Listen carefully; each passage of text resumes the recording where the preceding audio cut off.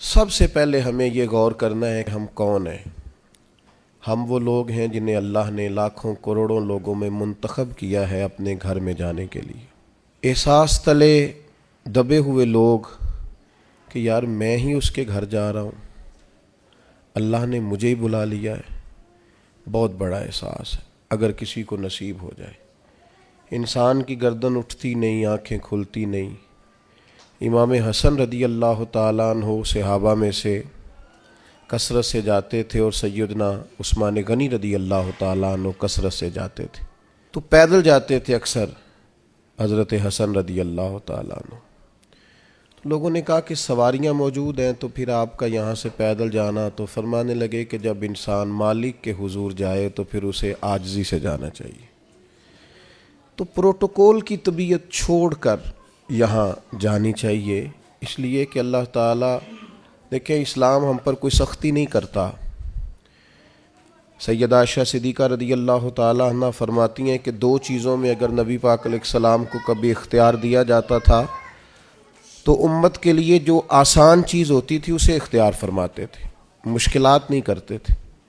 لیکن حج کے موقع پہ جس کو نہیں ہے عادت طامت باندھنے کی، اسے بھی باندھنی پڑے گی، سب کو ایک ہی جگہ رہنا پڑے گا۔ کیوں؟ اس لیے کہ امت مسلمہ کی وحدت قائم ہو، ایک بولی بولیں، ایک لباس میں ایک جگہ پہ اکٹھے ہوں، کہیں تو مسلمان سارے جمع ہو جائیں ایک چھتری تلے۔ تو سب سے پہلے تو جتنے ہمارے ذاتی پروٹوکول ہیں وہ ہمیں گھر چھوڑ کے جانے پڑیں گے۔ یقیناً لوگوں کے پاس پیسے بھی ہوں گے، عہدے بھی ہوں گے، لیکن اب بھئی آپ سارے ایک جیسے ہیں، اللہ کے مہمان ہیں۔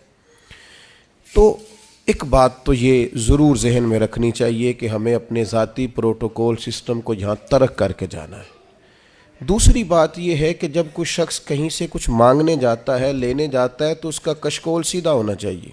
اس کی طبیعت اس طرح کی ہونی چاہیے کہ وہ کثرت سے استغفار کرے، زیادہ عبادات کرے۔ ہماری عادت نہیں ہوتی، حج ٹریننگ میں ہمیں سارے لوگ یہی بتاتے ہیں کہ زیادہ چلنا چاہیے، اور بالکل صحیح بتاتے ہیں۔ ہم زیادہ چلنے کے عادی ہوں گے تو پھر ہی وہاں جا کے چل سکیں گے۔ لیکن میں ایک بات یہ بھی کیا کرتا ہوں کہ حج پہ جانے سے پہلے نا ہمیں کو 2-3 گھنٹے مسجد میں بیٹھنے کی بھی عادت ڈالنی چاہیے، کیونکہ وہاں ہماری عادت نہیں ہوتی، اور وہاں ضروری کام یہ ہے کہ ہم حرم میں بیٹھیں عبادت کریں۔ 15 دن کا حج عمرہ، اور اس میں اگر ہمارا زیادہ وقت بازاروں میں گزر جائے تو میاں ہم تو عبادت کے لیے آئیں۔ تو ہمیں یہ بھی عادت یہاں سے ڈال کے جانی ہے۔ کم حاجی ملتے ہیں یار ایسے جو کسی کونے میں بیٹھ کے تلاوت کر رہے ہیں، ورنہ تو جب احرام کی پابندیاں ختم ہوتی ہیں تو مینا کے اگلے 2 دن تو پھر ہم ایک دوسرے کا تعارف ہی کرتے رہتے ہیں، حالانکہ اس کا ہمیں کچھ فائدہ نہیں ہونے والا۔ عبادت کے دن ہیں، ریاضت کے دن ہیں، زیادہ سے زیادہ وقت اللہ کے لیے گزارا جائے۔ قرآن مجید نے کہا وَأَتِمُّوا الْحَجَّ وَالْعُمْرَةَ لِلَّهِ، حج اور عمرہ پورا کرنا پر کرنا اللہ کے لیے، رضا الہی پیش نظر رکھنا۔ سب سے بڑا جرم شرک ہے، اللہ شرک معاف نہیں کرے گا۔ وَيَغْفِرُ مَا دُونَ ذَلِكَ لِمَن يَشَاءُ، اس کے علاوہ ہر چیز بخش دے گا۔ تو یہ جو دکھاوا اور ریاکاری ہے، اس کو بھی نبی پاک نے شرک اصغر کہا ہے۔ کسی جگہ بھی اپنے دل میں یہ حج ایک ایسی چیز ہے جس کی حفاظت کرنی پڑتی ہے، اس کو محفوظ کرنا پڑتا ہے، اس کا خیال رکھنا پڑتا ہے۔ اگر اس کا خیال نہ رکھا جائے تو بڑی ساری محنت اور بڑا سارا پیسہ ضائع ہو جاتا ہے۔ تو عرض یہ کر رہا ہوں کہ ایک تو اپنا پروٹوکول سسٹم چھوڑ جائیں، آرام اپنا گھر چھوڑ کے جائیں، واپس آ کے آرام کیجئے گا۔ اور جو ماہر ہیں نفسیات کے وہ کہتے ہیں کہ اللہ جب بندے کی نیند پوری کرانا چاہتا ہے تو 20 منٹ بھی آنکھ لگ جائے تو نیند پوری ہو جاتی ہے، ورنہ 14 گھنٹے اے سی میں سونے کے باوجود بھی لوگ اس طرح اٹھتے ہیں کہ ان کا دل کرتا ہے ایک پیناڈول کی گولی مل جائے نا، کبھی جسم دکھ رہا ہے۔ تو نیند پوری کرنے نہیں وہاں جائیں، آپ آرام اور غصہ یہ 2 چیزیں گھر چھوڑ کے جائیں۔ خاص کر کے کہا وَلَا جِدَالَ فِي الْحَجِّ، حج میں جھگڑا نہ کرنا، اور بالخصوص جو اپنی فیملیز کے ساتھ جا رہے ہیں ان سے خاص کر گزارش ہے کہ وہ بالکل اپنے سارے معاملات، فیملی کی بحثیں گھر چھوڑ کے جائیں۔ غصہ نہیں کرنا وہاں جا کے، آرام پسند نہیں ہونا، گھر آ کے کریں گے انشاءاللہ۔ وہاں ویسے کوئی وہاں بے آرامی نہیں ہے، لیکن جو ہم عادی جس آرام کے ہوتے ہیں وہ بھی بہرحال وہاں میسر نہیں ہوتا۔ دوسری بات، ذوق شوق بڑی ضروری چیز ہے، سرمایہ ہے انسانی زندگی کا۔ حضرت شیخ ابو بکر شبلی رحمۃ اللہ علیہ سے کسی نے کہا تھا میرا اپنی بیوی سے بڑا سخت اختلاف ہے اور سال بھی بڑے گزر گئے ہیں، بچے بھی جوان ہیں،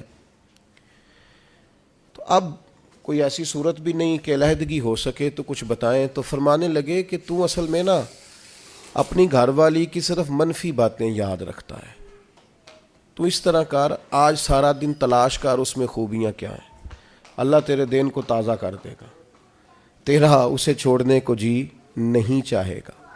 اپنے آپ کو تازہ رکھنے کے لیے ہمیشہ مثبت چیزیں پیش نظر رکھنی چاہیے۔ میں بھی اللہ کی توفیق سے حاضر ہوا ہوں، آپ بھی جا رہے ہیں، کئی آپ میں سے 2 دفعہ بھی جا رہے ہوں گے، وہاں جس کو اللہ نے بلایا ہے نا، خدا کی رحمت ہوئی ہے تو گیا ہے۔ اگر ہمیں کچھ پتہ ہے تو ہم وہاں لوگوں کی غلطیاں نکالنے نہیں گئے، اپنی معافی لینے گئے۔ اس لیے مثبت باتیں ذہن میں رکھ کے جائیں۔ اور تیسری گزارش آپ سے یہ ہے کہ نبی کریم علیہ السلام نے فرمایا جلد بازی شیطان کی طرف سے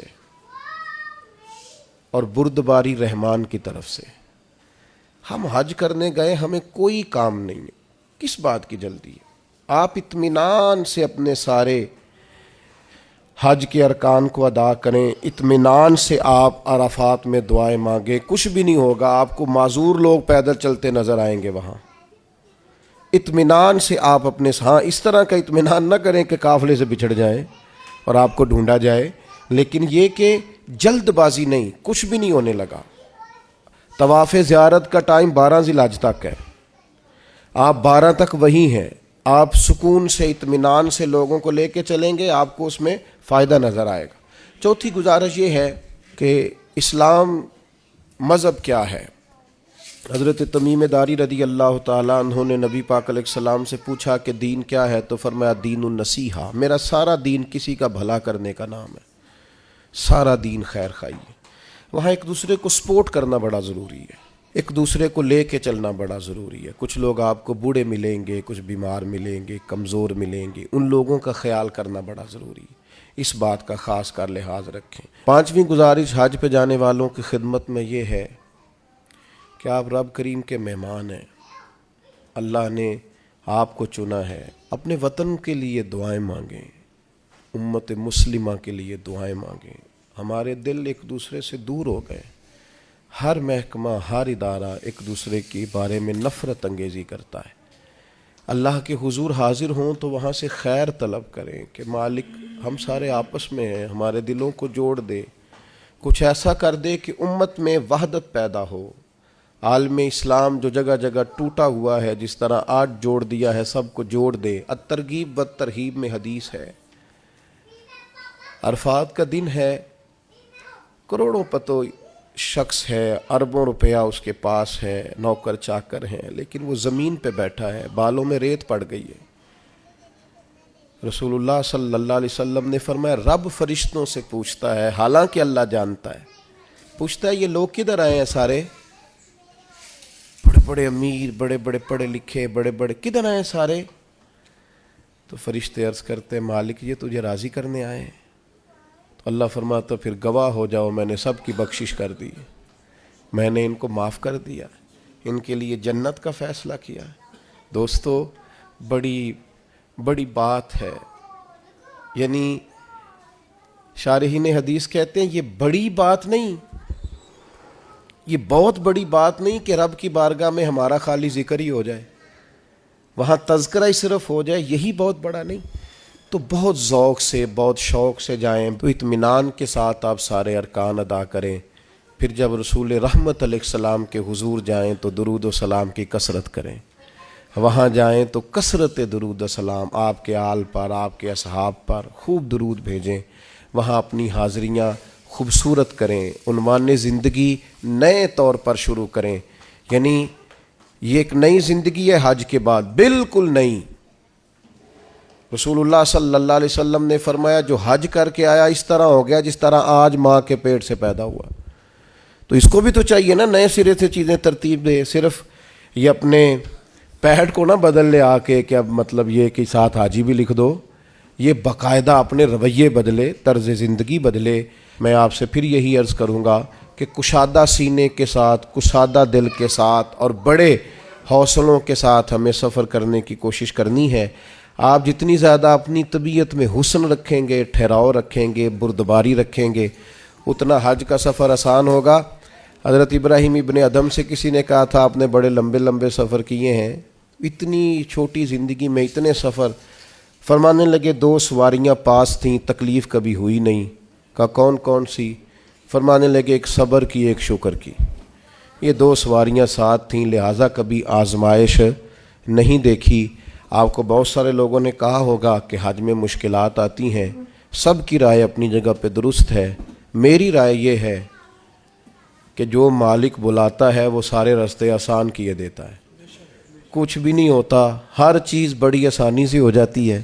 ہم نے تو یہ دیکھا ہے جو یہاں بہت تھکتے تھے نا، ہم طواف زیارت کے لیے گئے تو سب سے اوپر جگہ ملی طواف کرنے کی، کچھ پتہ نہیں چلتا، اتنی آسانی سے سارا کچھ ادا ہوتا ہے۔ بڑی چیزیں تو ویسے ہی بندہ بھول جاتا ہے۔ بہت ذوق سے جائیے، بہت شوق سے جائیے، اور بڑا آسان ہے بھائی۔ اب تو استری نہیں ٹوٹتی حاجی صاحب کی، گھر سے بھی دروازے پہ گاڑی، اور وہاں آپ کے پاس ٹیبل اور کھانا۔ تو یاد کیجئے نا ان لوگوں کو جو بحری سفر کرتے تھے یا پیدل جاتے تھے، اور جاتے تھے اور کرتے تھے اور سب ہوتا تھا، اور ٹھیک ٹھاک لوٹتے تھے اور آتے تھے تو لمحہ لمحہ شکر کرتے تھے۔ تب آپ دیکھیے کتنی آسانی سے سارے کام ہوتے ہیں، کتنی سہولیات ہیں۔ بس ذوق شوق، تحمل، بردباری، محبت، پیار، استغفار۔ ابھی سے موبائل کو وقت دینا کم کر دیں۔ موبائل کی جگہ تسبیح لے لیں ہاتھ میں، تسبیح ہاتھ میں ہو تو چلتی بھی رہتی ہے، کچھ نہ کچھ بندہ پڑھتا بھی رہتا ہے۔ اور اگر موبائل رکھنا بھی ہے تو قرآن مجید رکھیں اس کے اندر اور تلاوت کریں، اور اللہ تبارک و تعالیٰ کی یاد میں وقت گزاریں، تھوڑے سے تنہائی پسند ہوں۔ پھر دیکھیے حج میں عبادت کی کتنی لذت آتی ہے۔ دل کی گہرائی سے دعا کرتا ہوں اللہ تعالیٰ اس سارے قافلے کے سفر کو آسان کرے، لمحہ لمحہ آپ سب کے لیے اللہ تعالیٰ رحمت والا فیصلہ فرمائے۔ اگر کہیں ہمارے چہرے یاد آ گئے تو یقیناً امید ہے کہ آپ ہمارے لیے دعا کریں گے۔ اللہ تبارک و تعالیٰ یہ سعادت مندی ہم سب کو بار بار نصیب کرے۔ وما علینا الا البلاغ۔